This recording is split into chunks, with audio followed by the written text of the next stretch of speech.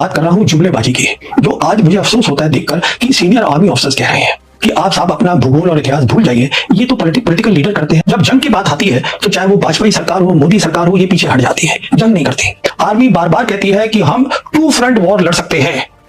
इससे बड़ा जुमला तो कोई हो ही नहीं सकता।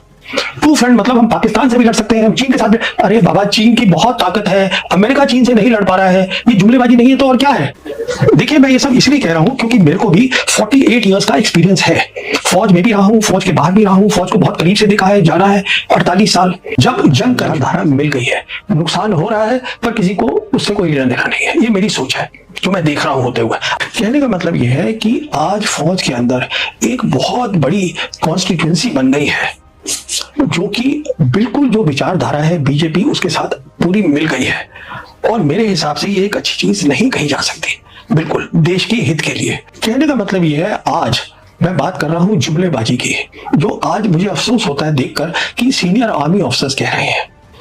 मिसाल के तौर पे आर्मी चीफ का यह कहना कि धमकी देना पाकिस्तान को कि आप साहब अपना भूगोल और इतिहास भूल जाइए, ये तो पॉलिटिकल लीडर करते हैं, पर यह बड़ी बात नहीं है। उससे एक बड़ा जुमला है, और वो बड़ा जुमला ये है कि फौज आज, आर्मी में खासकर बोल रहा हूं, आर्मी बार बार कहती है कि हम टू फ्रंट वॉर लड़ सकते हैं।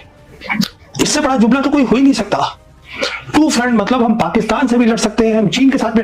अरे बाबा, चीन की बहुत ताकत है, अमेरिका चीन से नहीं लड़ पा रहा है, ये जुमलेबाजी नहीं है तो और क्या है। देखिए, मैं ये सब इसलिए कह रहा हूं क्योंकि मेरे को भी 48 इयर्स का एक्सपीरियंस है। फौज में भी रहा हूं, फौज के बाहर भी रहा हूं, फौज को बहुत करीब से देखा है, जाना है। 48 साल।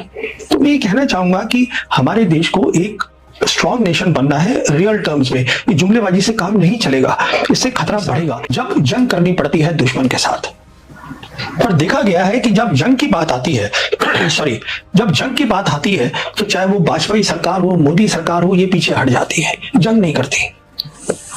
तो करती क्या है कि एक जुमलेबाजी होती है फिर, और जुमलेबाजी से एक भ्रम, एक परसेप्शन बनाया जाता है कि हमने फतेह, हमने जीत हासिल कर ली है दुश्मन के ऊपर। वो रियलिटी नहीं होती है, पर कर लिया जाता है। तो हिंदुस्तान में जो भी बीजेपी के विचारधारा वाले हैं, वो बड़े खुश हो जाते हैं कि अरे हमने साहब बहुत हासिल कर लिया पाकिस्तान के ऊपर। अच्छा, दिक्कत क्या यहां हो रही थी कि अगर कोई नेता जुमलेबाजी करता है तो उसको लोग इतना सीरियसली नहीं ले पाते, उसकी बात में विश्वास नहीं करते, बिकॉज सोच ये है कि साहब ये नेता है, पॉलिटिकल लीडर है, जुमलेबाजी करेगा ही। तो बेहतर बीजेपी के साइड से यह होता कि अगर army senior officers, retired officers और सर्विंग ऑफिसर्स अगर वो बीजेपी की विचारधारा के करीब आ जाए या शामिल हो जाए, और वो अगर जुमलेबाजी करेंगे एक ख्वाब या एक परसेप्शन बनाने की कि हम जीत गए हैं, तो लोगों को ज्यादा विश्वास होगा क्योंकि जनरल साहब बोल रहे हैं। तो इसी के तहत हुआ क्या था कि अप्रैल 2019 में एक रैली के अंदर यूपी के चीफ मिनिस्टर योगी आदित्यनाथ ने यह कह दिया आर्मी के बारे में कि ये तो मोदी जी की सेना है। अरे साहब, बवाल मच गया ऑपोजिशन पार्टीज में। क्या बोल दिया योगी ने, ये कह दिया कि जो आर्मी है वो पॉलिटिक्स में इन्वॉल्व है, पर ये तो बोला ही नहीं। योगी ने उससे गहरी बात बोली थी। बोला ये था, जब बोला कि मोदी की सेना आज अपनी विचारधारा में मोदी की विचारधारा के करीब आ गई है। तो पॉलिटिक्स तो एक छोटी बात है। तो ये एक जो फायदा था, ये वाजपेयी सरकार नहीं उठा पाई, इसका फायदा ये मोदी सरकार ने किया। कैसे मोदी सरकार आर्मी को अपनी विचारधारा के करीब लाई, ये मैं आगे समझाऊंगा। अच्छा, एक और चीज क्या करते हैं बीजेपी की जो सरकार आती है, वो चाहते हैं कि हम हमेशा अमेरिका के नजदीक दिखें, और अगर कोई मसला हो तो फिर अमेरिका आके या तो हमारी मदद करे। मतलब अमेरिका जो है वो हमारे लिए बहुत अहम है मसले के लिए। होता क्या है कि जब आप कुछ करते हैं, एक नाटक ही होता है, एक जुमलेबाजी होती है जंग के बारे में, और आप इस्तेमाल कर लेते हैं, मान लीजिए अपनी इंडियन एयरफोर्स को जो हुआ है, जिसका मैं आगे जिक्र करूंगा, तो आप अपनी खामियां, कमजोरियां लड़ाई की दुश्मन को दिखा देते हैं।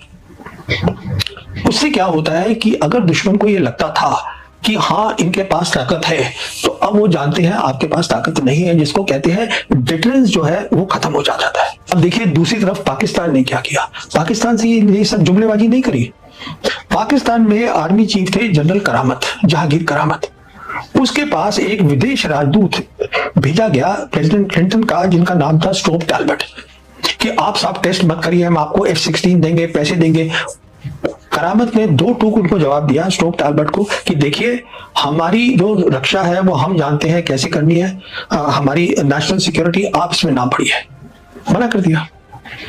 तो उन्होंने भी टेस्ट किया, और टेस्ट करने के बाद उन्होंने क्या किया, उन्होंने फौरन एक नोट भेजा जनरल करामत ने जनरल हेडक्वार्टर से अपने फॉरेन ऑफिस में, विदेश दफ्तर में, बताने के लिए कि अब पाकिस्तान के पास न्यूक्लियर वेपन्स आ गए हैं, आ जाएंगे, इसलिए अब जो है फॉरेन पॉलिसी जो बनेगी पाकिस्तान की, वो उसमें आपको आर्मी को कंसल्ट करना जरूरी हो गया है।